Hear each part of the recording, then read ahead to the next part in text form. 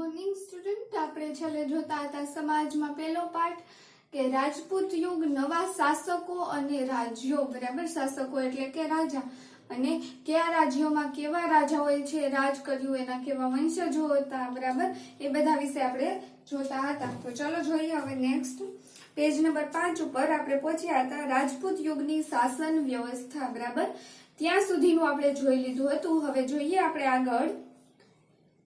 રાજપૂત યુગમાં વિવિધ રાજ્ય વંશોનું શાસન હતું. કે રાજપૂત યુગમાં શું છે, વિવિધ રાજ્ય વંશો એટલે કે અલગ અલગ રાજ્યોમાં અલગ અલગ વંશજો છે એ રાજ કરતા હતા. એ સમયમાં શાસક રાજ્યવંશોમાં પરિવર્તનો આવતા, પરંતુ રાજનીતિક પરિસ્થિતિમાં કોઈ ફેરફાર જોવા મળતા નહીં. એટલે કે અલગ અલગ રાજાઓ બદલી જતા, પરંતુ તેની જે રાજનીતિ હતી, જે વહીવટ કરવાની નીતિઓ હતી, નિયમો હતા, એ બધા કેવા હતા તો કે એક સરખા. રાજા અલગ અલગ બદલી જતા શાસકો. બરાબર, પરંતુ એની રાજનીતિ પછી વહીવટી કાર્ય કેવું રહેતું તો કે એક જ સરખું. રાજપૂત યુગમાં રાજાનું પદ વંશ પરંપરાગત હતું. રાજપૂત યુગમાં કેવું થતું, વંશ પરંપરાગત, મતલબ કે એક રાજા છે, જે રાજ્યનો રાજા હોય. બરાબર, ત્યારબાદ રાજા છે એ નિવૃત્ત થાય અથવા તો રાજા મૃત્યુ પામે, તો ત્યાર પછી જે રાજા કોણ બને તો કે એનો જે દીકરો હોય એ બને. ત્યાર પછી એ વૃદ્ધ થાય, ત્યાર પછી તેનો દીકરો. બરાબર, એટલે વંશ પરંપરાગત, પિતા પછી એનો પુત્ર પછી એનો પુત્ર. બરાબર, એવી રીતે ત્યારે રાજ્યમાં ચાલતું, રાજા બનતા. રાજાનો જ્યેષ્ઠ પુત્ર રાજ્યાધિકારી બને તેવું ન હતું. જ્યેષ્ઠ એટલે કે સૌથી મોટો પુત્ર, કે રાજા હોય એને વધારે પડતા પુત્ર હોય તો તેમાંથી જે મોટો પુત્ર હોય એ જ રાજા બને એવું ન હતું. રાજા પોતાના પુત્રોમાંથી ઉત્તરાધિકારી તરીકે કોઈ એક પુત્રને યુવરાજ બનાવતા. એટલે કે જે તેના જેટલા પુત્રો હોય એમાંથી જે શ્રેષ્ઠ પુત્ર હોય, સારો દીકરો હોય, એને એવું લાગે કે આ સારી રીતે રાજકાર્ય કરી શકશે, એ પુત્રને તેઓ રાજા બનાવતા. આ યુવરાજ પાછળથી રાજા બનતો. એટલે કે પહેલા એને યુવરાજ નક્કી કરવામાં આવતો અને ત્યારબાદ શું બનતો તે તો કે રાજા. લોકો અથવા રાજ દરબારીઓએ ચૂંટણી કરીને અથવા પસંદગી કરીને રાજાઓની પસંદગી કરી હોવાના ઉદાહરણો છે. એટલે કે અમુક જગ્યાએ એવું પણ બને છે કે જે રાજ દરબારી હોય છે, એટલે કે રાજ્યના અન્ય વ્યક્તિઓ હોય છે અથવા તો જે ગામના લોકો હોય છે, એ ચૂંટણીઓ કરી અને રાજાને નિયુક્ત કરે છે. જેમ અત્યારે આપણે ચૂંટણી આવે અને આપણા મંત્રીઓને આપણે નિમણૂક કરીએ છીએ, એવી જ રીતે તેઓ પહેલા શું કરતા તો કે રાજાઓની નિમણૂક કરતા અમુક જગ્યાએ. બરાબર, જેમ કે કાશ્મીરના યશકરની બ્રાહ્મણોની સભાએ પસંદગી કરી હતી. એટલે કે કાશ્મીરનું જે યશકર છે એના જે રાજા છે એની નિમણૂક કોણે કરી હતી તો કે બ્રાહ્મણોએ. આ સમયે મંત્રીઓના બે પ્રકાર હતા. એટલે કે રાજાનું પદ તો થઈ ગયું, તમને સમજાઈ ગયું. ત્યારબાદ રાજાની નીચે જે મંત્રીઓ પણ હોય ને, તો એ મંત્રીઓ શું કાર્ય કરતા તો કે મંત્રીઓના બે પ્રકાર પડતા. ક્યાં ક્યાં તો કે અમાત્ય અને સચિવો. ક્યાં ક્યાં પડતા તો કે અમાત્ય અને સચિવો, મંત્રીઓના બે પ્રકાર, અને બંનેનું કાર્ય કેવું તો કે અલગ અલગ. અમાત્યનું કાર્ય મંત્રણા અને રાજનીતિ કરવાનું હતું, અને સચિવોનું કાર્ય લડાઈ તથા સુલેહનું હતું. કે જે અમાત્ય હતા, અમાત્ય શું કાર્ય કરતા મંત્રી તો કે મંત્રણા કરતા. રાજ દરબારીમાં કોઈ પ્રશ્ન આવે તો એ પ્રશ્નનું નિયંત્રણ કરતા. બરાબર, મંત્રણા કરતા. અને કોઈ વહીવટી કાર્ય કરતા, એ બધું વહીવટી કાર્ય અને મંત્રણા એ બધું કોણ કરતું તો કે અમાત્ય. પછી કોઈ યુદ્ધ હોય, લડાઈ હોય, પછી કોઈની સાથે સંધિ કરવાની હોય દુશ્મનો સાથે. બરાબર, તો એ બધું જે સુલહ છે, યુદ્ધ છે, લડાઈ છે, એ બધું છે એ કોણ નિયંત્રણ કરતું તો કે સચિવો. બરાબર, એટલે અમાત્ય અને સચિવો એ મંત્રીઓના કેવા પ્રકાર પડતા તો કે બે પ્રકાર. દરેક પ્રકારની નીતિનો અંતિમ નિર્ણય રાજા કરતો હતો. એટલે કે જે સચિવો છે અને અમાત્ય છે, જે કંઈ પણ નિર્ણય કરતા, એ નીતિ અપનાવતા, એનો અંતિમ નિર્ણય કોણ કરતું તો કે રાજા કરતા.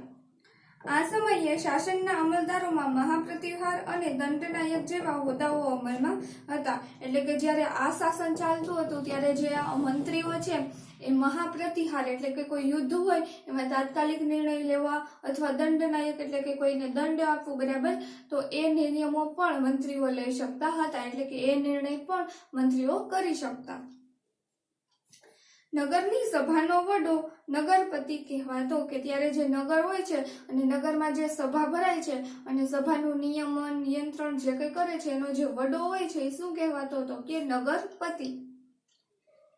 રાજપૂત યુગમાં ગ્રામીણ સંસ્થાઓનું મહત્વ વિશેષ હતું કે રાજપૂત યુગ છે એમાં ગ્રામીણ સંસ્થાઓ એટલે કે ગ્રામીણ એટલે કે ગામડામાં જે સંસ્થાઓ હતી એનું ખૂબ વધારે મહત્વ હતું. આ સંસ્થાઓનો એવો વિકાસ થયો કે મુઘલ કાળમાં પણ ગ્રામ પંચાયતનું મહત્વ રહ્યું. એટલે કે આ સંસ્થાઓનો એવો વિકાસ થયો કે જ્યારે મુઘલ સામ્રાજ્ય આવ્યું ત્યારે પણ ગ્રામ સંસ્થાઓનું કાર્ય એવી રીતે જ ચાલતું હતું. ઉત્તરની જેમ દક્ષિણ ભારત પણ ગ્રામ પંચાયતને આધીન હતું. એટલે કે જેમ ઉત્તર ભારતમાં જે ગ્રામ પંચાયત ચાલતી હતી એવી જ રીતે દક્ષિણ ભારત છે, મધ્ય ભારત છે એમાં પણ આવી જ રીતે ગ્રામ પંચાયતો ચાલતી. તેનો વડો મુખી કે સરપંચ ગણાતો. તમને બધાને ખ્યાલ જ છે કે ગામડા હોય તો ગામડામાં શું હોય છે વ્યવસ્થા, તો કે ગામનો જે મુખી હોય છે એને ચૂંટણી દ્વારા નિયુક્ત કરવામાં આવે છે અને તેને શું કહેવાય છે ગામડાના વડાને, તો કે સરપંચ. કેટલીક બાબતોમાં ગ્રામ સભા ન્યાય આપતી, પરંતુ રાજ્ય શાસનમાં ન્યાયતંત્રનો સર્વોચ્ચ વડો રાજા હતો. એટલે કે ગામડામાં કોઈ નાના મોટા પ્રશ્ન હોય તો એનું નિવારણ કોણ કરતા, તો કે સરપંચ કરતા, બરાબર. પરંતુ કોઈ મોટો પ્રશ્ન હોય તો તેનું નિવારણ ક્યાં થતું, તો કે રાજ્ય કક્ષાએ, અને રાજ્યનો વડો શું કહેવાતો, તો કે રાજા. ત્યાર પછી વિચારો કે ન્યાય માટે પંચને પરમેશ્વર ગણવામાં આવે છે. એટલે કે ન્યાય માટે આપણું જે પંચ છે, ખબર છે ને તમને, આપણા જે બંધારણ ઘડેલું છે પંચ, તો જે ન્યાય માટે છે એ આપણે શું વધારે મહત્વ આપવામાં આવે છે, કોને, તો કે પંચને. અને પંચને શું ગણવામાં આવે છે, તો કે પરમેશ્વર એટલે કે ભગવાન માનવામાં આવે છે ન્યાય માટે. અદાલતમાં શા માટે સોગંદ લેવડાવવામાં આવે છે? અદાલતમાં કોઈ કેસ ચાલતો હોય, તમે ટીવીમાં જોયું જશે, બરાબર, કે એને જે ગીતા છે એ ગીતાની બુક ઉપર હાથ રાખવામાં આવે છે અને કહેવામાં આવે છે, સોગંદ ખવડાવવામાં આવે છે કે તે જે બોલશે તે સાચું બોલશે, બરાબર. તો આવા સોગંદ શું કામ લેવડાવવામાં આવે છે? કારણ કે તે વ્યક્તિ છે એ સત્ય બોલે, સાચું બોલે અને સાચો ન્યાય રાજા કરી શકે. જો તે વ્યક્તિ ખોટું બોલે તો પછી ન્યાય પણ કેવો થાય, ખોટો થાય, બરાબર. તો એટલા માટે સાચો ન્યાય કરવા માટે એ વ્યક્તિ પાસે સોગંદ ખવડાવવામાં આવે છે. પછી છે વેપાર વાણિજ્ય. રાજપૂત યુગમાં વાણિજ્ય વ્યવસ્થા ઉપર દેખરેખ રાખવા માટે એક અલગ વિભાગ હતો. રાજપૂત યુગમાં બીજા કેવી વ્યવસ્થા હતી, તો કે વેપાર, કે ત્યારે પણ વેપાર તો થતો જ હતો, બરાબર, એક દેશથી બીજા દેશની વચ્ચે. તો જે બીજા દેશમાં વેપાર થતો હોય તો એના ઉપર દેખરેખ રાખવા માટે એક અલગ જ વિભાગ બનાવ્યો હતો. આ વિભાગ વિદેશ ખાતેના વેપાર ઉપરની જકાત વસૂલ કરવાની, વસ્તુઓનું મૂલ્ય ઠરાવવાની અને રાજ્યમાં ઉપયોગી થતી વસ્તુઓ મંગાવવાની વગેરે વ્યવસ્થા કરતો. હવે એક અલગ વિભાગ તો રાખવામાં આવ્યો, બરાબર, વેપાર ઉપર દેખરેખ રાખતા, પરંતુ એ વિભાગ છે એ બીજું શું કાર્ય કરતો, તો કે બીજું એ કાર્ય કરતો કે જે માલ કોઈ આપણે ખરીદી કે વેચાણ આપણે વિદેશમાં કરીએ છીએ, આયાત કે નિકાસ કરીએ છીએ, તો તેના ઉપર જકાત લેવાની. જકાત એટલે કે કર. આપણે કોઈ પણ માલ સામાન છે એ વેચવો હોય, ખરીદવો હોય તો આપણે એના ઉપર કર એટલે કે ટેક્સ ભરવો પડે, બરાબર. પછી ત્યારબાદ કે વસ્તુનું મૂલ્ય નક્કી કરવાનું, કે આ વસ્તુ છે એની કિંમત કેટલી હોઈ શકે, તો એ કિંમત નક્કી કરવાનું. પછી કોઈ વસ્તુ જેનો વિદેશમાં વહી જતી હોય તો એ રાજ્ય માટે કેવી ઉપયોગી વસ્તુ છે, તો એ રાજ્ય માટે વસ્તુઓ રાજ્યમાં મંગાવવી, બરાબર. તો એ બધું કાર્ય કોણ કરતું હતું, તો કે વેપાર વાણિજ્યની દેખરેખ રાખવા માટેનો જે વિભાગ હતો એ આવા બધા કાર્યો કરતા હતા.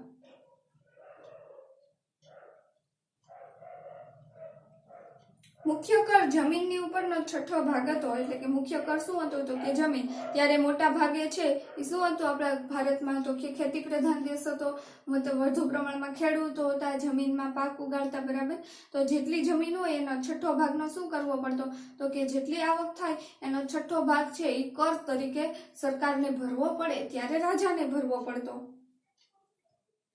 અને નાકા ઉપર તથા સિંચાઈ ઉપર કર ઉઘરાવવામાં આવતો. નાકા એટલે કે આપણે જેમ કહીએ ને અત્યારે ટોલ નાકા, એક જગ્યાએથી બીજી જગ્યાએ બીજા શહેરમાં જવું હોય તો આપણે નાકા ઉપર છે એ કર ભરવો પડે. એવી રીતે ત્યારે જ્યાં નાકું બનાવવામાં આવતું તેના ઉપર કર ઉઘરાવવામાં આવતો. પછી સિંચાઈ ઉપર આપણે સિંચાઈની સગવડ જોતી હોય અથવા રાખી હોય તો એના ઉપર પણ આપણે જકાત ભરવી પડતી. આ સમયે દરિયાપારના વેપાર માટે ગુજરાતના સ્તંભ તીર્થ, ખંભાત અને ભૃગુ કચ્છ એટલે કે ભરૂચ બંદરો જાણીતા હતા.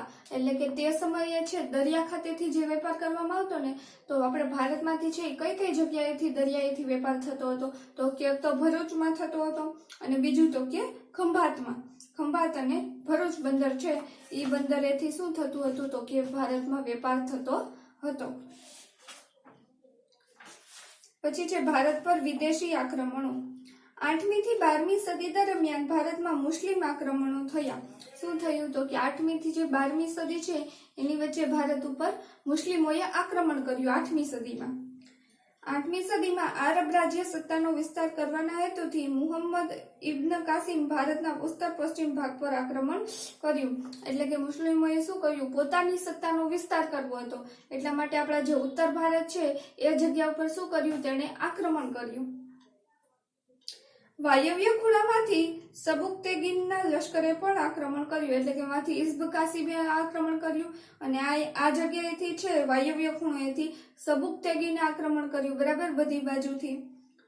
પણ આ આક્રમણો તે સમયે ભારતમાં રાજ્ય સત્તા ન સ્થાપી શક્યા. એટલે કે આ લોકોએ જે મુસ્લિમ લોકોએ આક્રમણ તો કર્યું, પરંતુ તેઓ આપણા દેશમાં છે, આપણા રાજ્યમાં છે, સત્તા સ્થાપી શક્યા નહીં. એ પછી ગઝનીના સુલતાન મોહમ્મદ ગઝનીએ ઈસવીસન 1000 થી ઈસવીસન 1026 ના સમયગાળામાં ભારતની અઢળક ધન સંપત્તિ જોઈને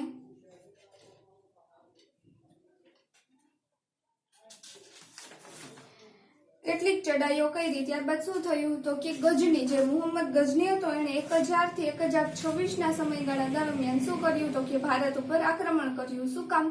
તો કે ભારતની ખૂબ જ વધુ પડતી ધન સંપત્તિ, આપણો દેશ કેવો હતો ત્યારે? ખૂબ જ ધનવાન હતો. તો એ ધન સંપત્તિ લેવાના ઈરાદે શું કર્યું? તો કે આપણા ભારત દેશમાં આક્રમણ કર્યું. તે એક ચડાઈ પછી બીજી ચડાઈ કરતો હતો અને દર વખતે વધુ તાકાતવર થઈને ભારત ઉપર ચડી આવતો. કે શું કરતો ગઝની? તો કે વારંવાર આક્રમણ કરતો હતો ભારત ઉપર, અને જેટલી વાર આક્રમણ કરતો હતો ફરી પાછો એક મહા તાકાતવર સેના લઈને આવતો અને ભારત ઉપર આક્રમણ કરતો. આ સમયે ભારતના શાસકો એક થઈને શક્તિશાળી સેના ના બનાવી શક્યા.